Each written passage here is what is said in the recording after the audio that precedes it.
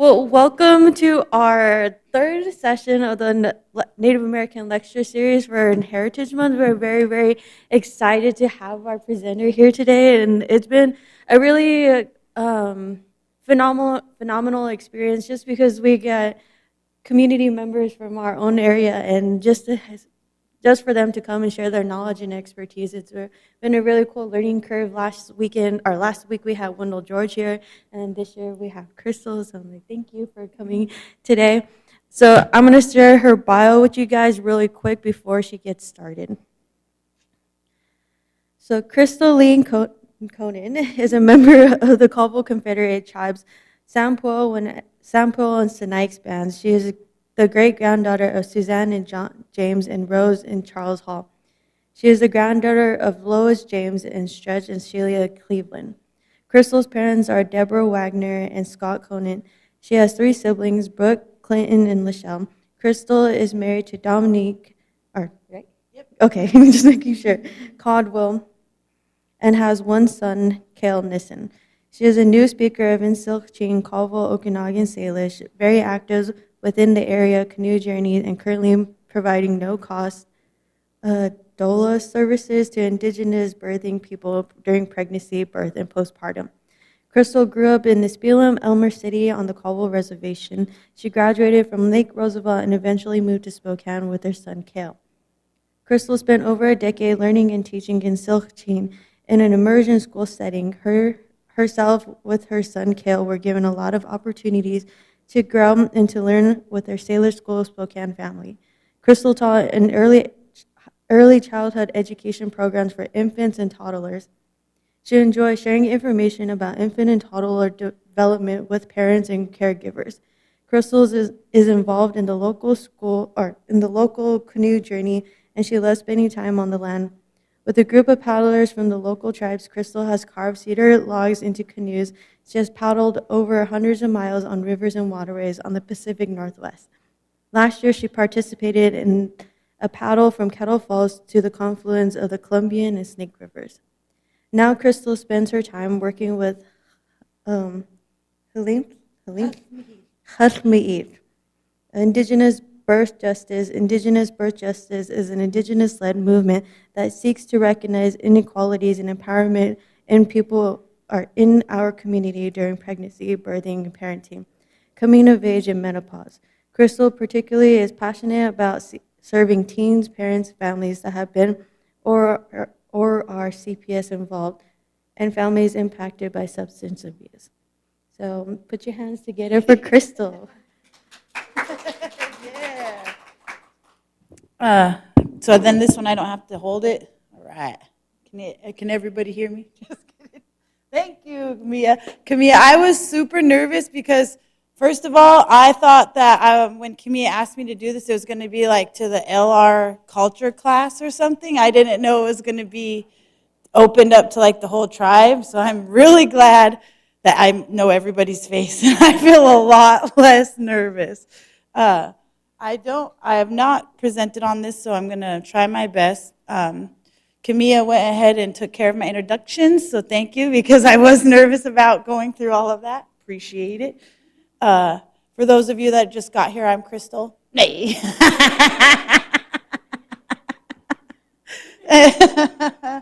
Okay, so yeah, just a little bit about me. I did grow up mostly here in Nispelem or Elmer City. I did live about a year in Cooley Dam, but just right on the other side of the bridge. I moved just a little bit right after high school, but then I moved away in 2009.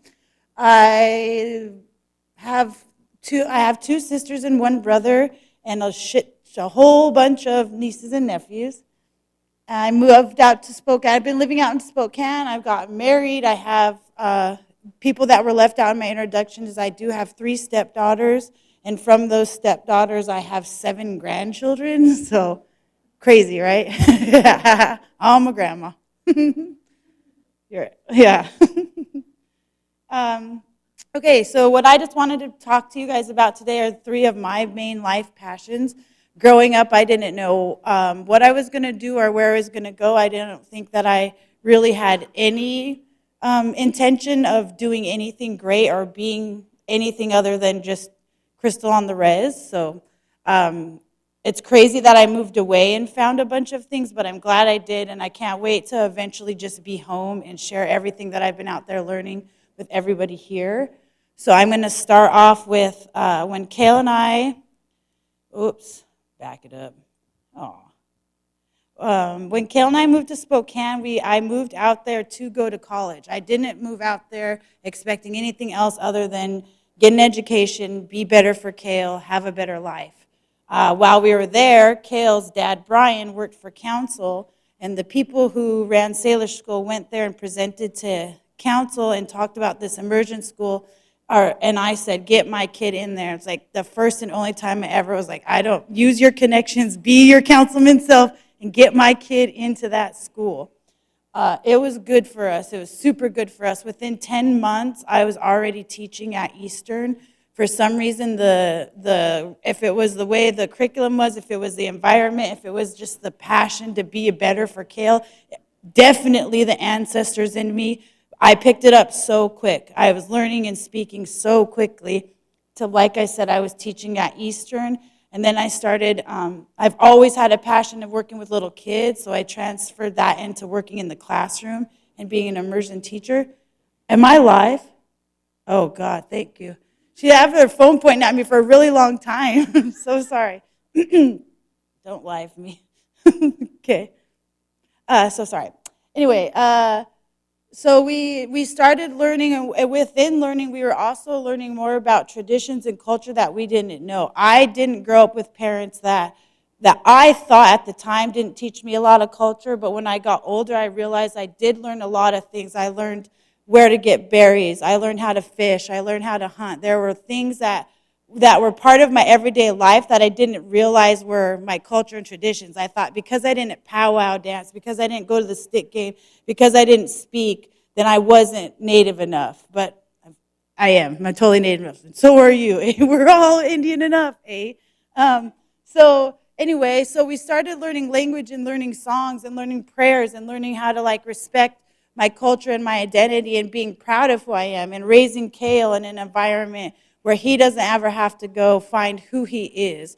We all do some soul searching. We all grow up, but Kale has a really good tie down to his indigenous culture and connection to who he is, which I believe will really make him succeed in life. He also, while he was in that school, got to do horseback riding and piano classes and a lot of things that just helped them well round them, not just focus on tradition and language, but also just other things that they can succeed out there in the world, which I learned along with him because I also didn't grow up with any of those parental teachings on how to even handle my emotions or how to communicate in a healthy way. So with trying to be better to him and communicate with him, I also healed myself. So these are just some clips of when we first started out. Oh, I hope that it plays because how embarrassing if it doesn't. It doesn't even look like it says play right there. How do I do it? Camilla, help me. So I forgot to, before we start that, mention the most very important thing and the biggest shout out is to our elder Samtitsa Sarah Peterson, who was the one who worked with the Salish School Spokane people to make the curriculum. And I wouldn't know any of my language without using her curriculum, so I wanted to shout that out before we carried on. Okay, so I'm going to just play the audio. Okay. La iskacha kaludings ili cooking. Shawank, shawank. Ooh la iskacha kaludings ili cooking. Shawank, shawank. Okay, so that was when Kale and I were first out at the school and learning. A lot of the curriculum that we used at Salish School was through song, dance, moving around. It's called TPR, Total Physical Response. So I'm going to do a little bit of that with you guys. So yay! This is a game we like to play, and it's called Sink Leap Says. Thank you, Megan Francis from the crowd. from the audience. Well, then I'll get on the stage. Okay, so the way that TPR works is it's called total physical response. You're going to hear the word that I'm saying, you're going to see me do the action, and you're going to do the action. And by repeating this over and over and over, it helps that word stick in your head. That's the way we all learn English. Your mom says, "Come here, baby," and you go to your mom. You say, "Get down, baby," and your baby gets down. You don't ever break down the meaning of those words. You just keep repeating them and doing the action, and then you become an English speaker. There we go. So, Sinkaleep says, Sinkaleep choose. So, at first, please, everybody, teetha, hus. Sinkaleep choose. So, if I'm Sinkaleep, if I say to do it, you do it. Sinkaleep choose moot. Moot. Great. Sinkaleep choose teetha. Teetha. Hus. Sinkaleep choose moot. Husty school up. Now, if you feel like you're filling the word and you feel like you want to say it along with me, go ahead. Sinkaleep choose teetha. Hus. Let's do it one more time. Sinkaleep choose moot. Moot. Great. Okay, now we're going to play. We only know 2 commands, so hopefully everybody can stay in the game here.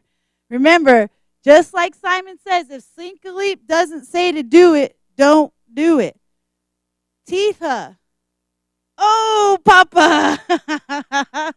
Sinkaleep choose teetha. Hus. Sinkaleep choose moot. Teetha. Hey. Sinkaleep choose teetha. Hus. Now we'll learn a new word. Achominchu. Sinkaleep choose Achominchu. Hus. Achominchu. No, this time we're learning. This one doesn't count. Okay, no. Yeah, sit down, be real, be honest. Just kidding. Okay. Great. Sinkaleep choose Achominchu. Moot. Sinkaleep choose moot. Sinkaleep choose teetha. I was going to stay sitting and see if anybody else would go. Hus. Okay, good job. There you go. That's just an example of TPR and how saying the words, doing the words, and feeling the words, everybody moved. While said, hey. So that was just an example, get everybody up and moving on how we like to keep it lively and how Kayla and I learned Salish and why we still know it. So I have another video to play. Part of also what I did at Salish School wasn't just teach immersion, but it was to teach these toddlers and infants how to be independent and confident. So this video that I have, this little boy is like almost 2, around 2 years old, and in complete immersion, we go over him saying he's finished eating. He's going to clean up his plate. He comes back. He cleans up his cup. He takes off his bib. He puts away his mat. He pushes in his chair. And then he walks over to the sink to wash his hands. And all of that I'm narrating and narrating. You wouldn't maybe need to narrate so much if you weren't trying to teach another language, but I'm constantly just telling him as he's doing it in the language that he's doing it well. And that helps them to learn it. He couldn't speak at this time, but now he can, and they're very fluent. The kids that started in this grade now, Pablata, what grade were you? Were you in Ultikus? Were you younger or older? Older. This is Pablata. This is also one of my students. I had him when he was 2 years old. So he's in a lot of these videos. I wish I could have played the video, but I apologize for that. I'm going to move on. So canoe life. As I was working at Salish School, I heard word from that Shelley Boyd and a group of people from UCUT had gotten some logs, and they were given to each of the surrounding tribes to carve their own canoe. I didn't know anything about it. I was afraid to be in the water. I don't like boats. I don't want to tip over. I don't really swim that well. I mean, I can. Like, my puppy dog is on point, but after that, I don't really want to swim. But for some reason, I was super drawn to the canoes and the carving of the canoes. So I went up to Inchalim the first time, and my son and we carved a paddle, and we worked a little bit on Sinkalipkin, which is the Sinike canoe that Shelley Boyd takes care of. And we got onto that first journey. I was able to travel up to Canada with my son and my Aunt Kathy, and we came down from the headways up in Canada, well, from Revelstoke, and down to Kettle Falls. And like I said, everybody, one of us that got on that canoe, we had actually never done it before. Maybe some of us had kayaked here and there, or, canoed at culture camp or something, but nothing like that, nothing in that fast of water. It was raining on our way up there. It snowed when we went over the final pass. So we had every single weather that first day. And the man, his name is John Zinzer. He was the one helping us carve, and he was the one helping guide us down the river. He was really adamant that a Sinike person be the one to take the canoe down, that it shouldn't be him. So on day one, he's like, "You, get back here." And I had to steer that canoe down that crazy water going fast, and I was so afraid. I made it, I don't know, maybe a mile the first time. I'm like, "No, go over." And he's like, "You got it." And he's a hands-on kind of teacher. Like, he didn't really say any words, just, "You're doing good. Keep going. Keep doing what you're doing." I don't know what I'm doing. I'm just standing here freaking out. Anyway, by the end of it, I was driving that canoe, and I've been skipping that canoe ever since. I came into the landing standing up because I can't see over anybody, not because I'm extra awesome and all agile canoe, best canoe ever. I just couldn't see, but it looks really cool in the pictures. Learned canoe. So then, after we had been doing the journeys, we've been doing them since, I think, 2016, and all of the surrounding tribes, the Kalispels, the Coeur d'Alenes, the Spokanes, different people from Inchalim and Nispelem, we all gather up and go on these annual journeys. And the Mac Museum heard of this, and so they gave to us a log to carve, and they paid us to come there every week, and we were a live exhibit, and we carved a canoe, and we got to learn how to use a bunch of really cool tools, and we got given a lot of cool tools. So this is one of them that's like a scorp for pulling and cutting wood away. I also have a really cool video that's not going to load. It shows me using one of these. So if anybody has a log, I could show you. Just kidding. This last year, and this is something I want to invite everybody to, is I didn't know when I found Salish that I was going to find parts of myself that were missing, these whole big chunks of my heart that I didn't know I was missing out. I just thought I was living and I was okay. And then I got healed and I got my culture, and then I was way better than okay. The same thing happened when I found the canoes and the family, is that now there's even more parts of me that are healed that I didn't know. And so I'm just becoming like this awesome whole person, and it's because of all of these different life experiences. So I invite anybody who wants to come to the canoes to please come try, even for one day, even if you're scared. It's a life-changing, and it's undescribable, the connection you feel to the water and the ancestors when you're riding down on a cedar log. So please come join. Just this last year, a group of us went from, some people started in Canada and some of us started on the Spokane Res, and we went and met at Kettle Falls for our annual salmon ceremony, and then we went down to the Snake Confluence. So we paddled for 36 days down the river. This next summer, we're going to go from the Snake to the ocean, so that in 2025, we can go from the headwaters of the Columbia all the way to the ocean. So be involved in that. Come do a weekend, come do a day, cook us some food. We like Red Bulls, some of us. I just compiled a couple of videos.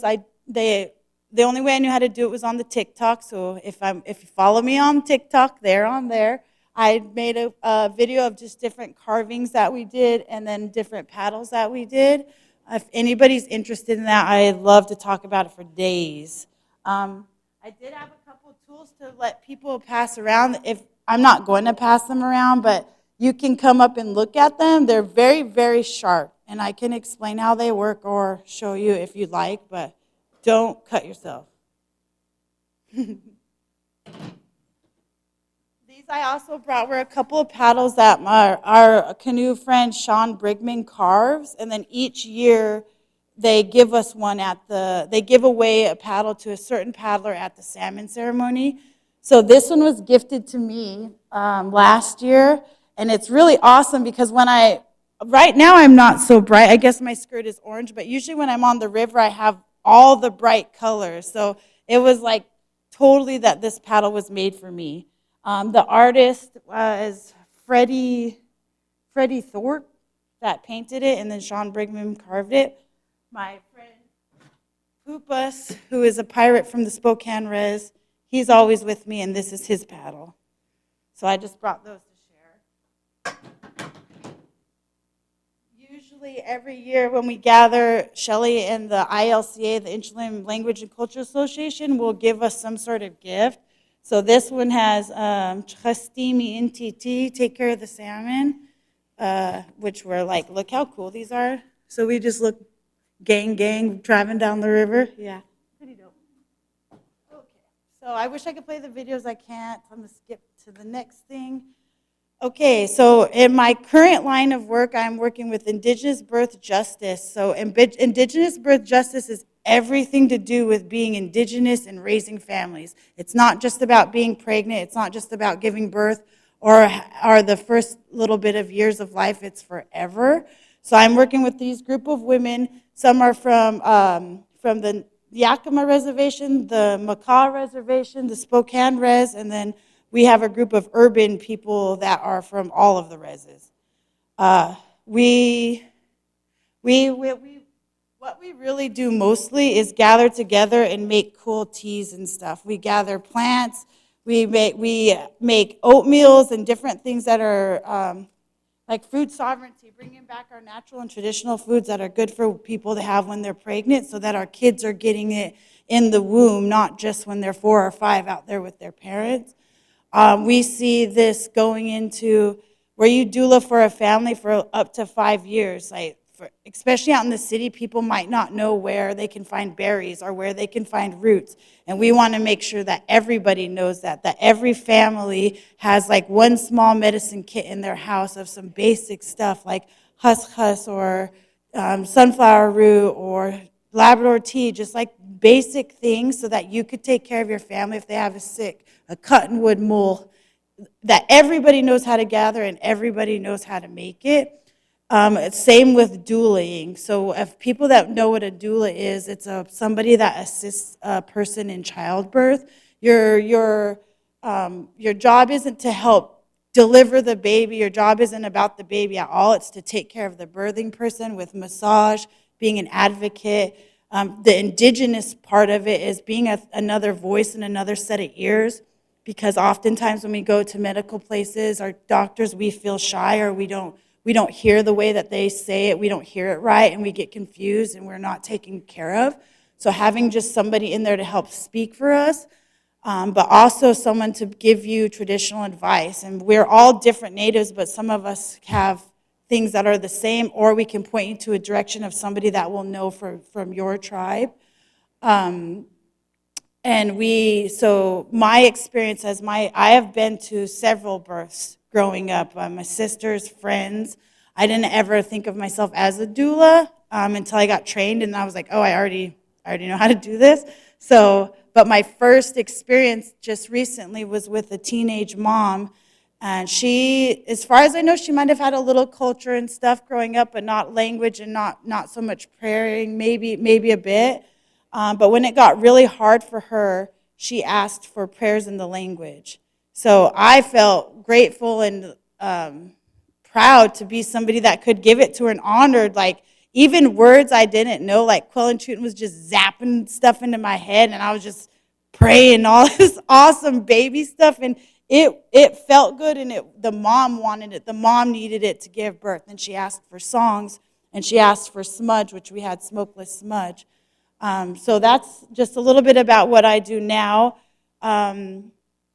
I think that's it. Oh, just some pictures of the gathering we have. These are my nieces and nephews getting a smudge from Quiltasket. We are getting ready to shoot a promotional video.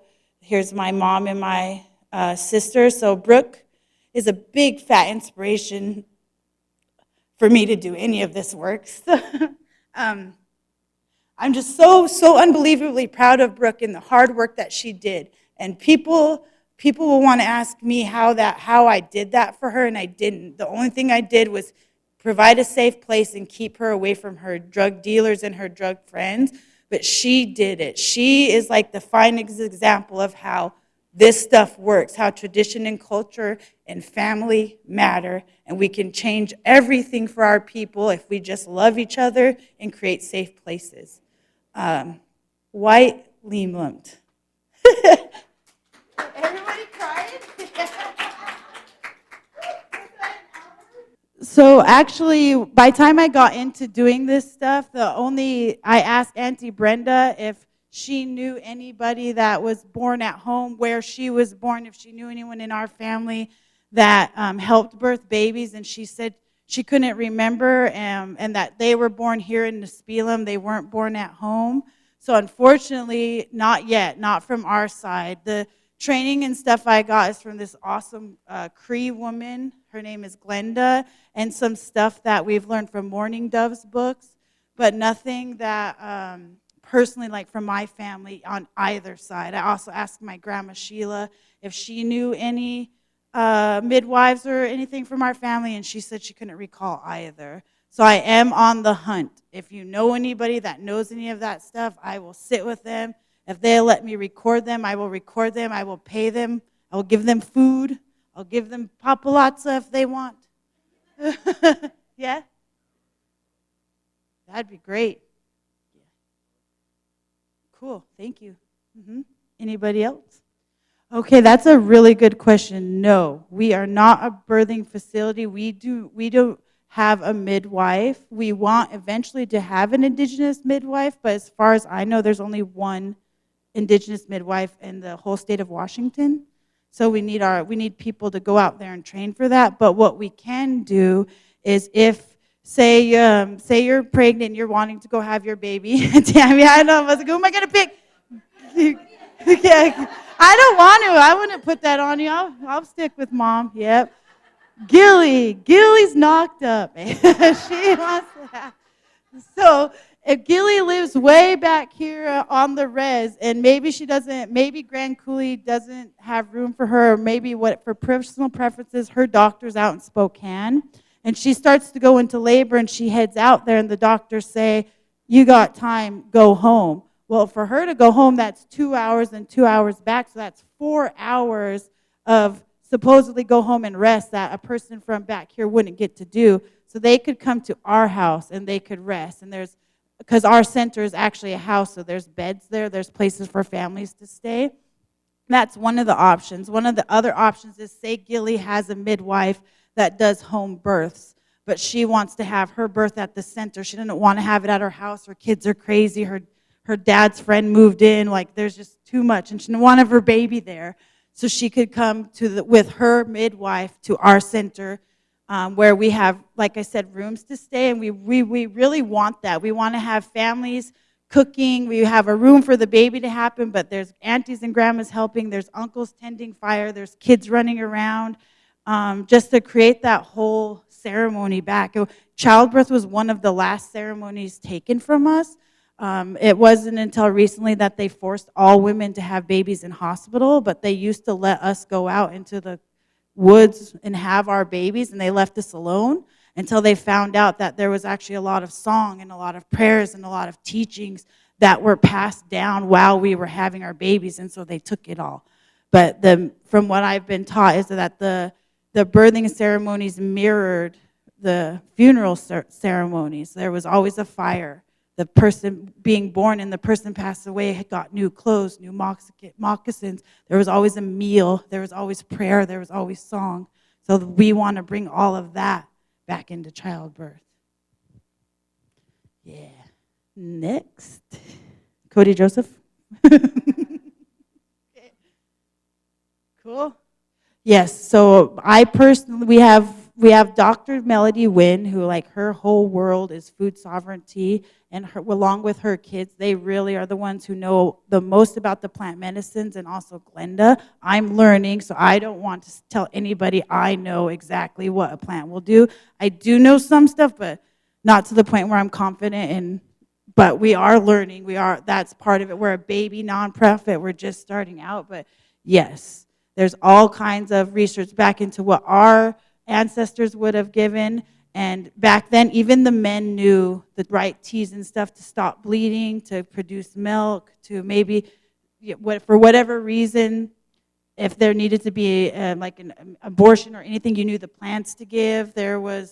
Every person knew. There wasn't a job of a doula or a midwife, because all women or identifying women participated in that ceremony, and all of the men participated also, but with their work.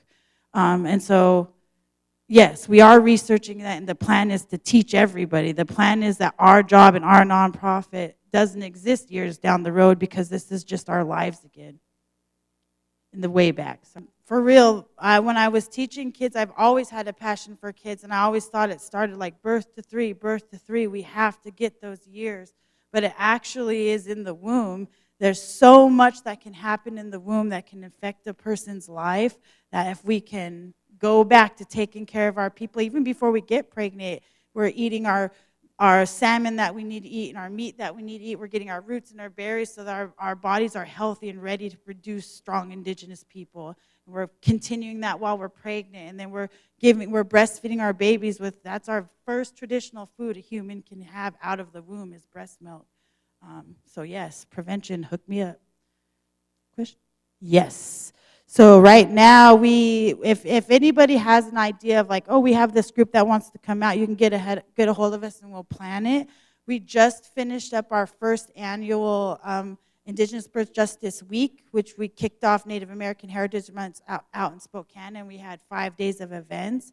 The first one was an open house, so anybody could come and check out. The second was a breastfeeding and food sovereignty night, where people came and talked about breastfeeding and the struggles and the ups and downs and why it's actually important. We had a birth stories night. We had a movie we premiered, and then we had a Meet the Advocates, where all the doulas we've trained came to the center and people could come and meet them. And we wanted to continue having those events as much as possible, but we also just have open office hours every day, Monday through Thursday, 1 to 4. We are also just there. So those times are just so that we can kind of give ourselves a little bit of time in the morning to get any paperwork or running around things, but we're there, and anybody could come anytime if they just got a hold of us. Yeah, we'll share our contact info. Oh. Is that all? Summer? Ace? Oh, Tammy? Yeah.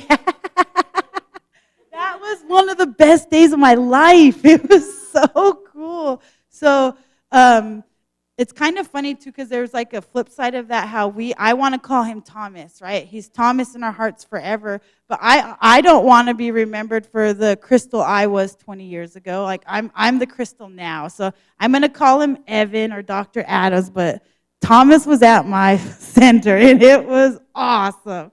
He is such a down-to-earth guy.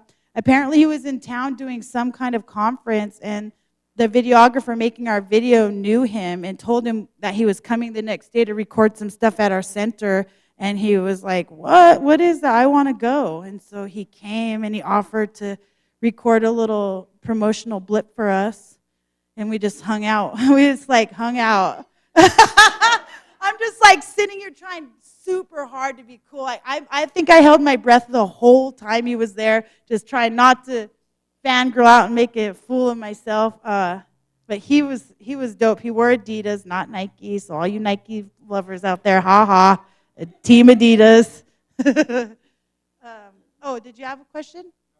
We actually we have an appointment with the Spokane TANF to meet with all of their clients, and we're working on getting a person from here. There's been a couple people that have fall through that will be here, but we might have somebody in Keller, so that everything we're offering will be offered here with support, and the idea is to branch out and grow so that everybody, all the communities have this. We chose Spokane for number one, the ones of us who started the nonprofit live there. But number two, it's the biggest hub for indigenous people all around. Even people from Welpanet, Kalispell, everyone goes to have their babies out there. So that's kind of why we chose it also.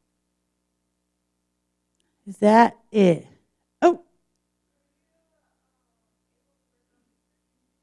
Yes, I did do one of the sturgeon nose canoes with Sean Brigman. It was awesome. He came to the school. He had already had it framed out, but we had to put the canvas on it and then paint I forget what he calls it, some kind of protective glossy thing on it, but he used huckleberries to dye it. And it was the first time he had tried it. So our canoe had several of my canoe family, people from Salish School, we worked on it together. And it's called the Huckleberry Canoe because it's purple. And they're hard to ride in. You have to get used to it. There's not a lot of back support. They're really wobbly, but it's just like this thinnest layer between you and sitting on the river. It's awesome. You want to come sometime? Okay, let's do it. Okay. I think that's it. Oh, that's a good question. It definitely depends. Sometimes the wind is at our back, and we could go 20 miles without knowing. Sometimes the wind's at our face, and we can't get 1 mile down. But average 10 to 15 miles a day. The better we got, that seems like nothing. We're done in a few hours. I'm like, what do we do with the rest of the day? But in the beginning, we were like pulling in at night. What had happened out there, guys? Whoa. We're a lot better at it now. Oh, CPS. Okay. So I want to be doulas there. I feel like every birthing person deserves a doula or an advocate, but I want to specialize in helping people that are CPS involved. I want to help people like my sister Brooke or this recent person who I just helped who don't have a lot of people in their background or like sticking up for them and need a lot of support. So that's just what I was mentioning. I don't have like a connection with CPS. I just want to work with people who are having those struggles. Yeah. Mm-hmm. Cool. Thanks, guys. Stop it. Just trying to think of another one. Oh, man. Thank you, guys. This was easier, way easier than I thought, and I appreciate every person here. Liemland.